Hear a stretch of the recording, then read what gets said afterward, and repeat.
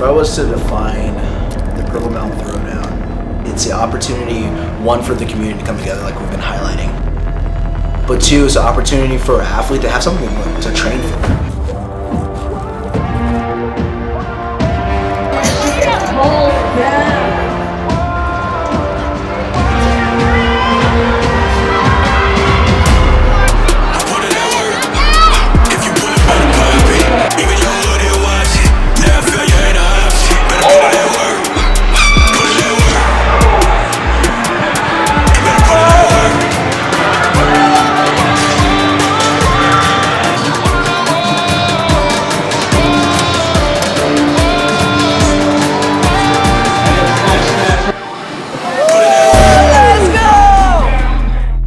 One of the biggest things I saw when I first came here to Colorado is that there is not a chance for someone to showcase all the hard work they do every single day in the gym on a large scale without them flying out of the state. Why? Like, why can't we do something here? And I think that opportunity is now presented with what we're trying to do with the Purple Mountain Throwdown.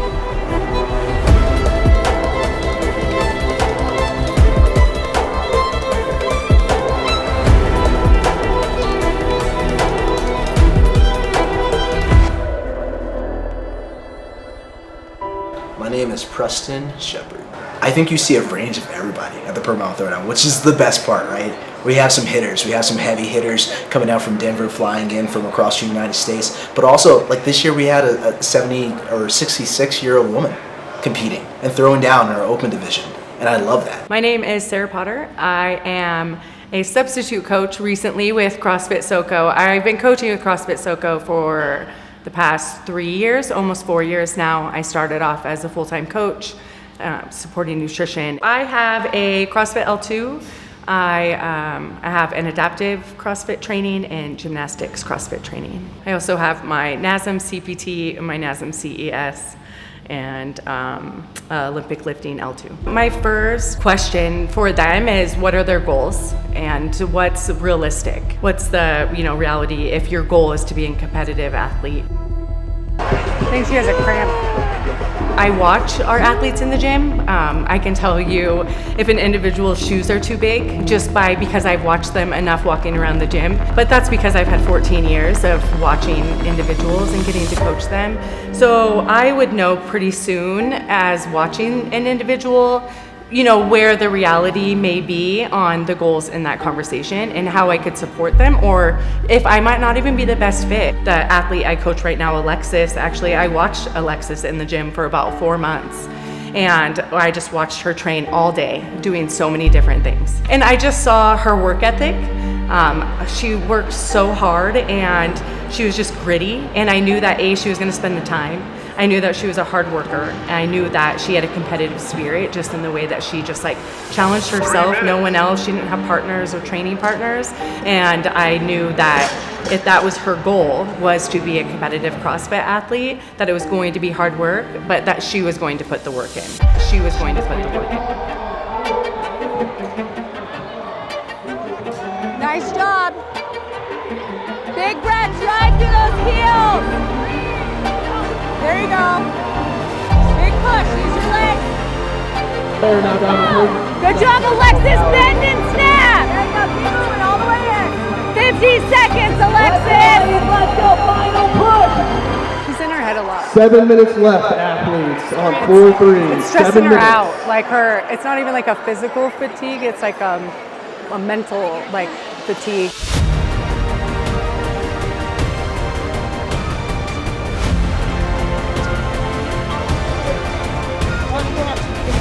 And Alexis is in the lead of this heat right now. She's all done with her first set of handstand, followed by Rachel Orlon in the lead forward right now.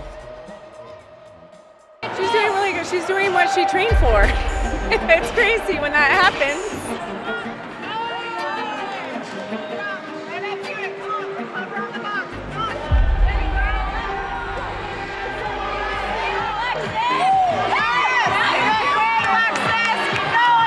Purple Mountain, it's intense. Every competition you get to learn something new, and with the level of athleticism that's needed for Purple Mountain for the way the workouts are structured. I think it shows athletes what they're capable of. So I think it's a stepping stone to then take that next step or to learn for, next competitions or whatever their next goals are.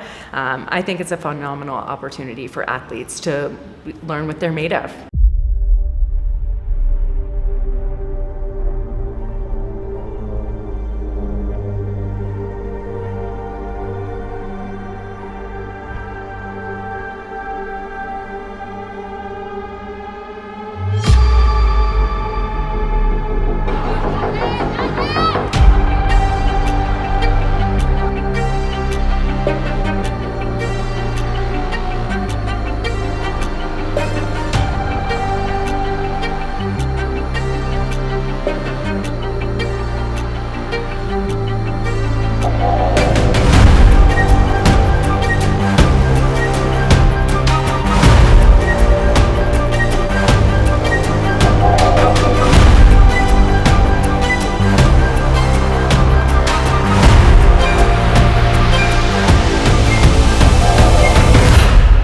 My name is Abby Richter Shepard, and I am the head judge for Purple Mountain Throwdown. I worked really hard with Preston to put on different seminars and workshops with our volunteers that were judges, because if there's one thing that frustrates me more than anything when I go to a competition, it's when standards aren't being held. And so it was really important for us to do everything that we could and get as much information out to our volunteers that were judges. We held 2 to 3 different workshops where we invited all of our volunteer judges to come in, and we went through the workouts and we went through the standards. And during the actual competition, I made a point to make sure I was walking around. If I saw anything going on that wasn't being held to standard, I made sure we corrected that. And as well as, we had some athletes that weren't happy necessarily with, maybe something that happened in their workout or how they were judged. And we take a lot of pride in making sure that we hear every single athlete out in that manner, and that we come up with a solution, to make sure that the correction was made if a correction was needed. The hardest part about my job is trying to be everywhere at once. You have 3 events going on, so you're trying your best to walk around to each event and, make sure you're keeping your eye on things. And I would say the hardest part for judges and myself is just like being on your feet all day and staying engaged all day. It's like, it can be very monotonous, the same workout over and over and over, and you're on the floor. And it's like, we had a workout this year with 600 single unders or double unders. I can't remember exactly what it was. And I mean, to be a judge who had to do that, 10 times, that takes some mental stamina.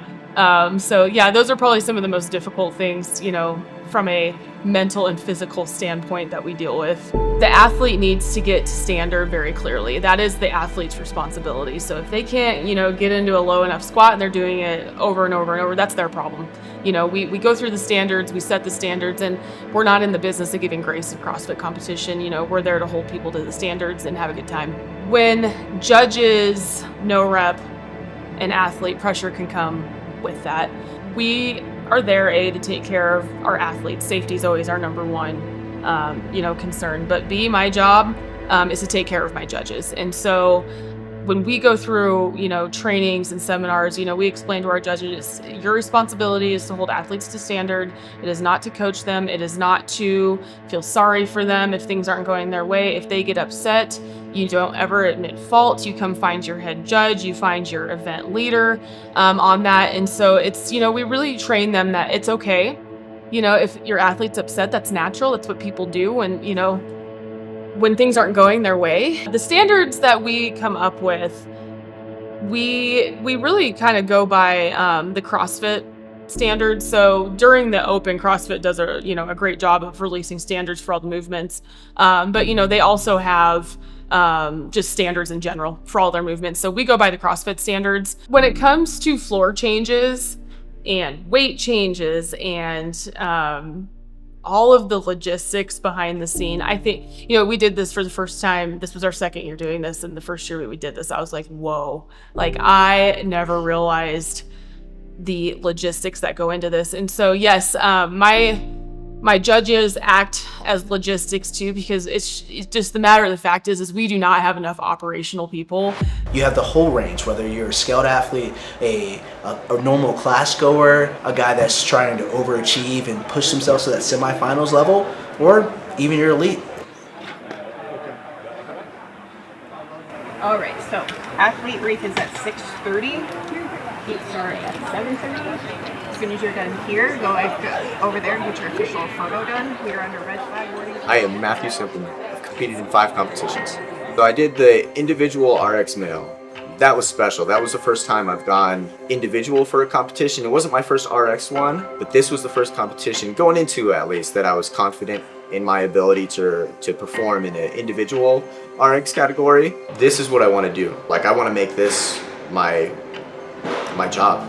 I want to be one of the greats. If you want me to be tried and true, honest, I want to be one of the best in the world, the best in the world.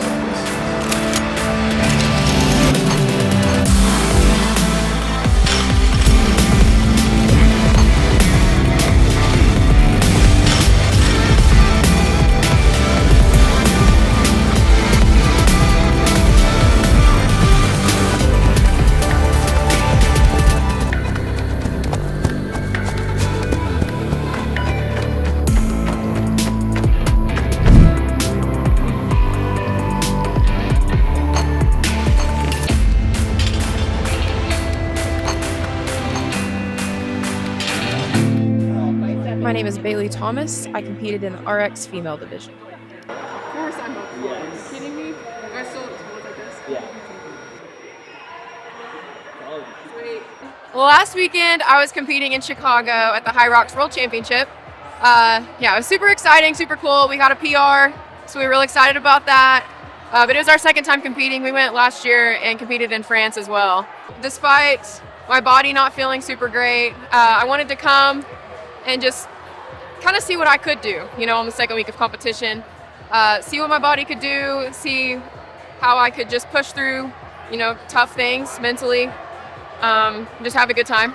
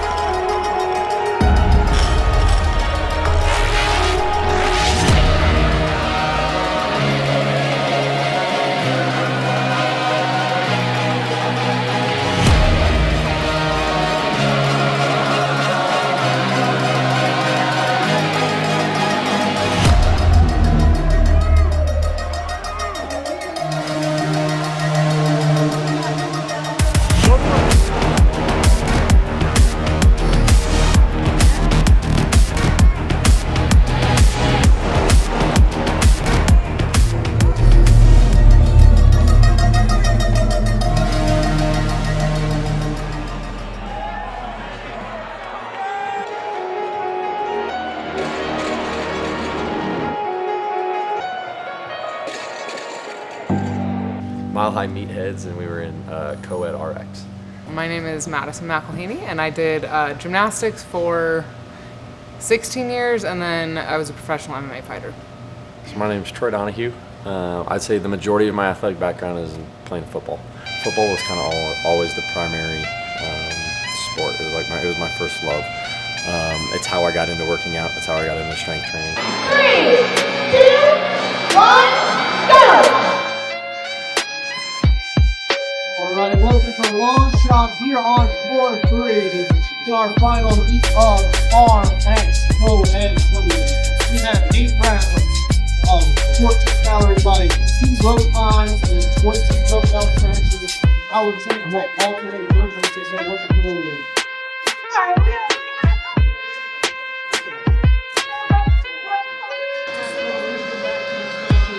In lane 5, Team Thundercocks, followed by Mile High Meatheads in lane 6.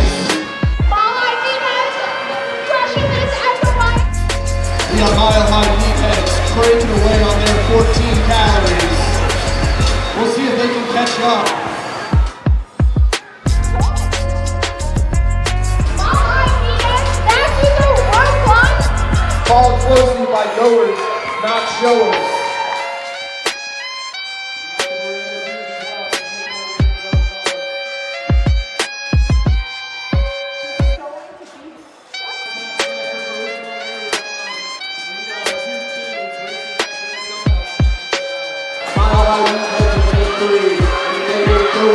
Throwdown.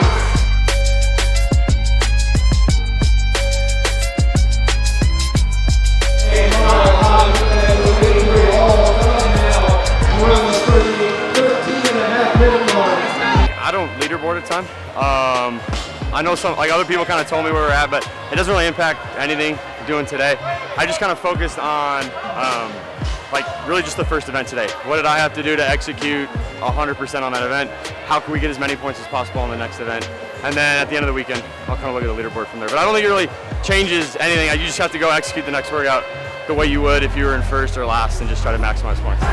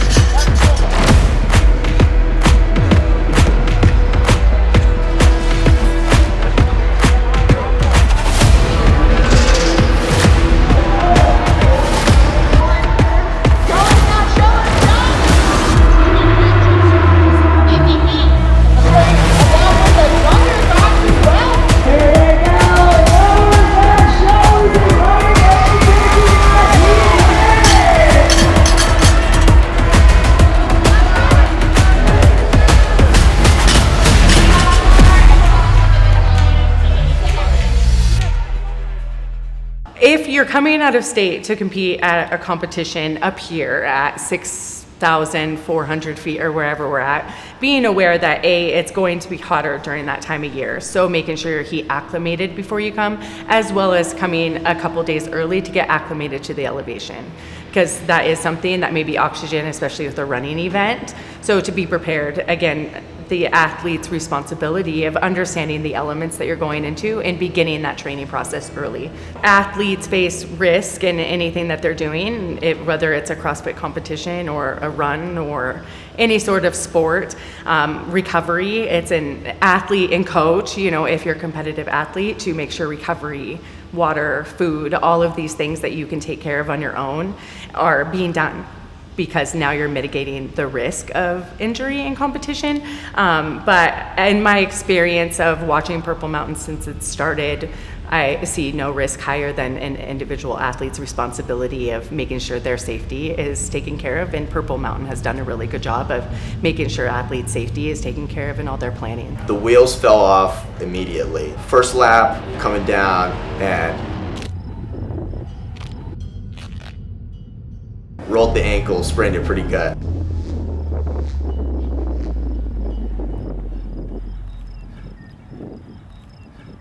I went into the first event and I was like ready to roll, and the first event was one that mentally I was like, as far as leaderboard goes, I need to steal some points from people because this is a run and I can run. Luckily I had the adrenaline kind of going through me at that point, so I finished out that event and I'm glad I did. And then once I went home, because I had a few hours before my second event, so I went home and I just had a solid 10 minutes where I was just pissed. I was pissed, and I was like, let me just let out my emotions right now, be pissed off, because this was the first competition going into that I was like, I can do some damage. Like I can show that I'm not a pushover this go around. Most challenging workout was definitely the echo bike, rope climb, dumbbell snatch. I had a very hard time breathing on that. It was tough, but I really had a hard time with the run, actually. It was my best finish of the weekend, the one I was looking forward to the most, but it felt drastically different up here at elevation. So I practiced it last weekend, felt really good. Obviously doing high rocks, I'm really comfortable running. I think it's super important to put yourself in uncomfortable places because life is uncomfortable, and I think nowadays especially people don't really know how to handle uncomfortable things because we've kind of been coddled as a society. It's like, my cat died, I need therapy sort of thing, but to me it's like, my cat died, I need to move on with my life, and figure out a way to do that, and working out is my way of coping with everything. So I like to try to help people realize that they can use fitness to help them through their life, because it really is like, it got me through everything that I've ever been through, so. CrossFit is special in that manner. I mean, of course, there's going to be outliers, but because it's so hard, we're just so proud of each other all the time. And if an individual can do something like clean 250, that's phenomenal. So, how would you not want to support an individual? And because you know how hard it takes, how much work it takes to get to where they are.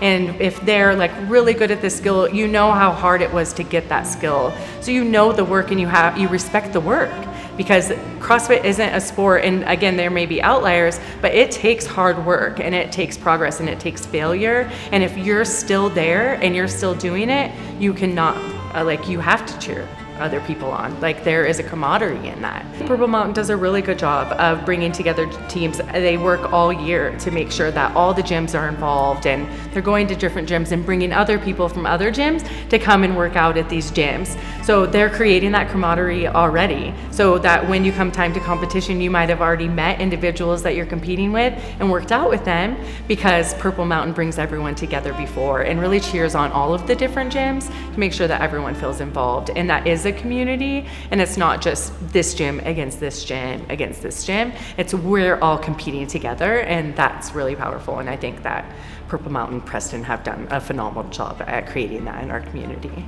It is kind of tough to balance sometimes, because you compete against these athletes and you want to see them do well and you want to have a good relationship with them, but when you step out on the floor, you also, you're trying to win. You're trying to do the best you can and place higher than them. But in my opinion, it's better to be more encouraging than to hope you can beat someone. I don't know. I want everyone to do well. I want everyone to do well, have a good time, push their limits, hit PRs. It's so much more fun that way, and CrossFit is so good. as a community about encouraging each other and lifting each other up, and that's one thing I really love about it.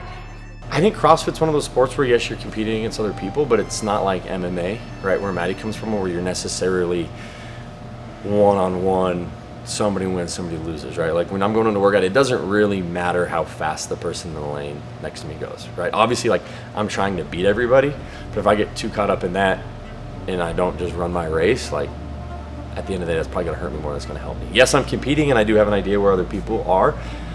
But honestly, the best events I've ever had, I just have kind of zoned everybody else out, and I just focus on my execution. And hopefully that's good enough. Most of the time it's not, but hopefully it is. Shut up. Definitely. Yeah.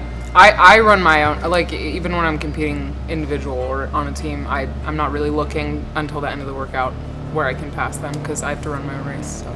It's definitely a dark place. Everyone in CrossFit talks about a dark place. I think it's the ability to just go numb in a way in your brain, to think about one more rep, one more breath, whatever that is that everyone has to go to. Some people count their breath. It's just knowing that this is temporary and telling yourself this is temporary. And I think in a sport like CrossFit, that doesn't reward you very often. We fail more than we're rewarded. And that really is the sport. That's what keeps us going, because the reward is so high when we're rewarded that it's worth the failure. And that transition into real life, because you know that just because you failed doesn't mean you can't succeed. And we learn that in CrossFit. So we're able to take bigger leaps. We're able to be braver during those times because we know it's temporary. No matter how hard it hurts, we know that it will end. Well, my background is like gymnastics and MMA fighting, so I don't have very much sympathy. So for me, it's like you either want it or you don't. And if you don't want it, then fine. But if you want it, then just do it. I don't want to hear you complain, like, we don't want to see you cry. We don't care if you messed up. Just go do it. That's how I work out. It's like, oh, it hurts, sorry. But that's probably not great advice for everyone. Yeah. He's nicer. Yeah, I mean, but to some extent, I think I could word it nicer maybe than that, but to some extent, like, she's not telling a lie, right? That is what it is, right? Like, if you want something, you're going to have to work for it. You're going to have to hurt for it. Like, it's anything worth getting is not going to be handed to you. All these people decide every day, or at least 5 days a week, you know, that they're going to wake up and they're going to go do something hard because they know it's going to make them a better person and it's good for them. And I just don't think, you know, the majority of the population is doing stuff like that, right? So you could call it a screw loose maybe if you want to, but there's something, like, I think, like, everyone who's taken the floor, like, you've already kind of gained this respect from everybody else there, because we know how hard it was just to get to the floor and, like, the work you had to put in. And even if it's, you know, even if you're taking last place in your heat, like, we all just know, like, it still took so much to learn how to climb that rope or to do that handstand push, but even if it's not as fast as other people, right? Like, and so I guess that's what I mean. Like, we're all trying to better ourselves in the gym every day, and then Purple Mountain's just a place to kind of show that off.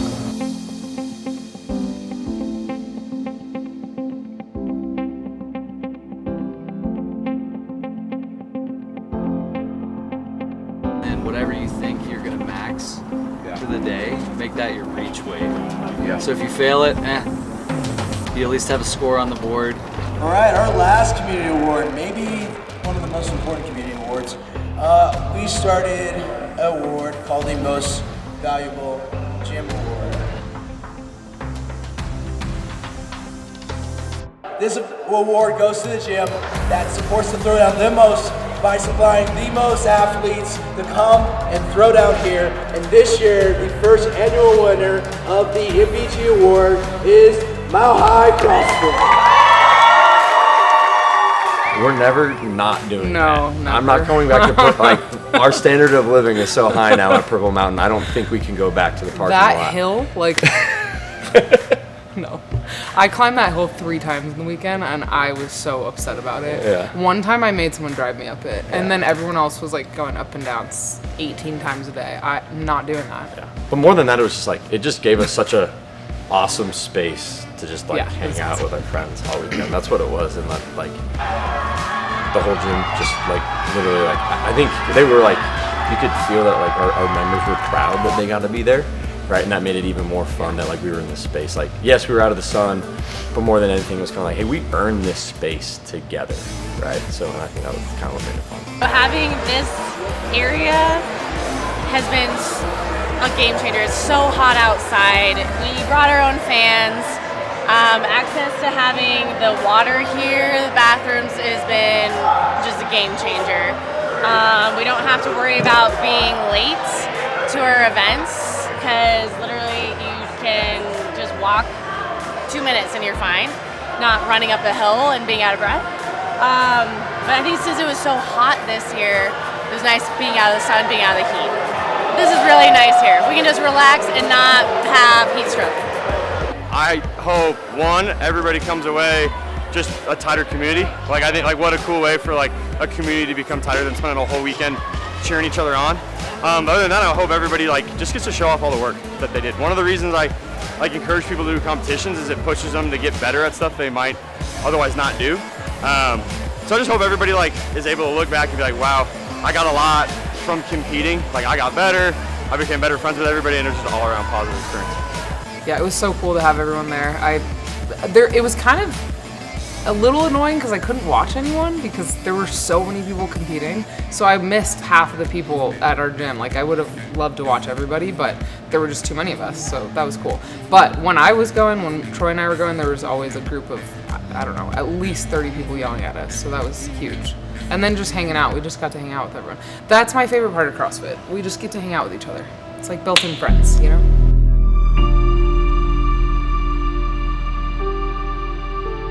My hope for each athlete that comes through our competition is that they leave our competition better than when they showed up.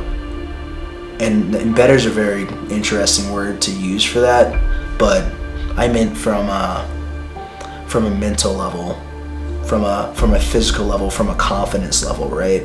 Even if it's like mentally overcoming something that they didn't think they could do, like, because a 2-day competition is kind of daunting for a lot of people. You know, not everyone goes to Wodapalooza. Not everyone's trying to go to Wodapalooza, but if they had the drive to show up and try, I want them to have the opportunity to become mentally stronger through that struggle. Physically, I want them to gain confidence in what they're able to do with their body. We have a lot of interesting conversations about how we structure the throwdown. Right now, we only have 2 divisions of skill. That is RX and open, right? So when I have an RX category, that means I have to take the average class goer that can do all the movements and the semifinals athlete and ensure that both of them can do the workout and they're both challenged in the same way. Which means for the open, I have to take the person that's never done CrossFit before but saw it and is just gutsy and wants to try out, to the person who's only not doing RX because they can't do muscle ups, and ensure that they have a challenging workout. Which means that maybe in other competitions you're used to there being a skill division where you're not challenged to do gymnastic movements. That's not the case here, and it's by design. I want it to be a physical test. I want you to like be a little scared.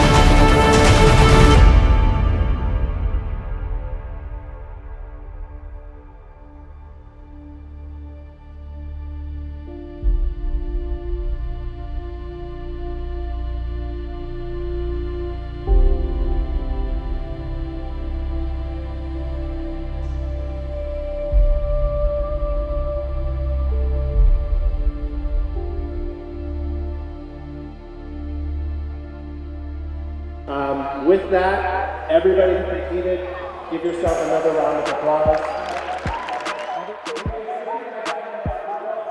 If I was to summarize what I think my dream or my goal or my vision for Purple Mountain, it will continue to grow in the mindset that we are emerging a chance and an opportunity for this community to try something bigger.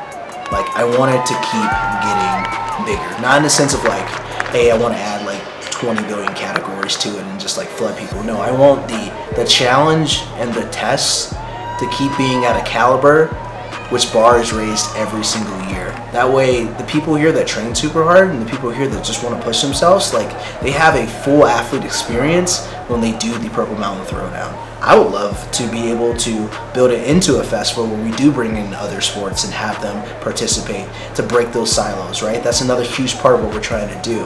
Like, why can't we have a weightlifting competition the day before we have the CrossFit competition, right? Why can't we have a powerlifting competition, strongman, running? Doesn't matter. The sky's the limit on that. But always to like the central core is I want it to be a strong, competitive test that this community has a chance to experience. This event only happens if the community wants it to happen, right? Nothing is guaranteed, and I hope that the Purple Mountain Throwdown, if the community wants it, continues to grow and continues to push towards that dream. And looking towards next year and what to expect. You know, Colorado is a beautiful state and we have a lot of really unique things here in Colorado Springs. There's so many different arenas, if you will, that an athlete can be pushed and tested in. And I think we've only begun to dig into the edge of different ways to test athletes and find the fittest person of that weekend. There's so many different ways we can go about it, but I can promise you, athletes will continue to find their wild, and it's going to continue to grow in a way that I can't wait to see.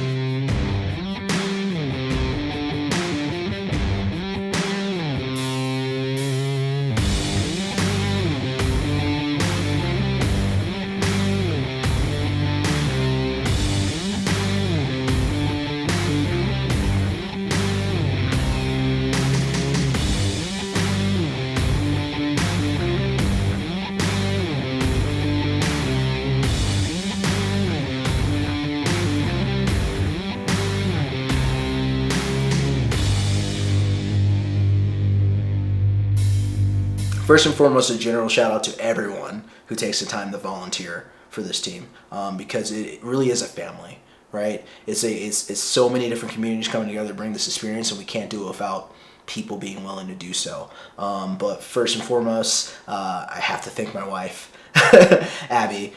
She's the head judge. And don't let the title dissuade you. Not only is she judging floor standards, but she's ensuring the entire event runs on a timeline. And that's one of the things we've been successful with so far, is managing the timeline. And she does that across 3 different floors. We have 3 active floors happening with athletes rotating at any point in time. Let me brag about my event leaders, because if it wasn't for them, this would be a nightmare. So Garrison, wealth of experience. I can leave his floor and know that, like, we're good. Like, he has this under control. Jess, that girl knows how to take charge. Like, so she will communicate. If she needs something, she knows what she's doing. And then John, this is his first year doing it, so I think he's having a lot of fun with it, and he's learning a lot, but he's doing a fantastic job for his first competition. So, but yeah, no, my event leaders, like, if they weren't there, this would be a nightmare. So it's so important to have key leaders on each floor. And she manages all that. And she also back checks my math on operation stuff.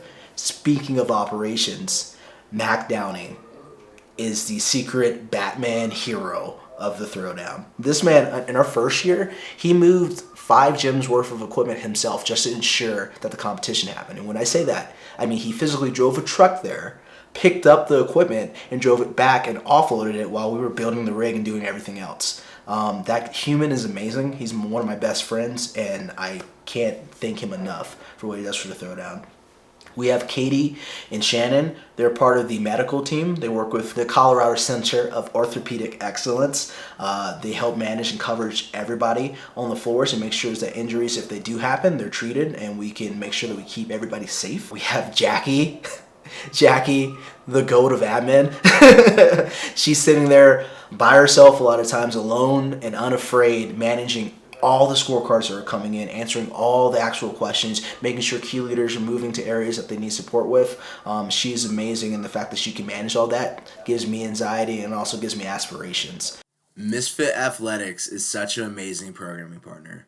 I've been doing Misfit Athletics for years, and I'm super blessed that we get a chance to work with Drew Crandall, his team, and come together and build some amazing workouts for the Throwdown. He's such a creative person. Misfit's such a great program, and it really shows on the competition floor when we're able to put their designs into action. Additionally, I want to thank Ricky, who helps out with operations. He's kind of the resource guy. If things run short on the floors, he goes and gets it. If ice is getting low, he gets it. If water is getting low, he gets it. And then finally, Marina, who's also my, I call it event experience coordinator. She handles the sponsorship relations. She handles any activations that we're doing, which we did a lot of activations. And she posts on social media while we're doing the competition because I can't do it. That's my short list. Oh, and just to make sure, because he'll stab me if I don't thank him. But another one of my best friends, Jonathan Ortega. He's my lead media coordinator, my media director, if you will. He assembles this A-team talent to come capture the competition each year, and I'm super grateful for what him and all the talented media contributors can do at the Throwdown.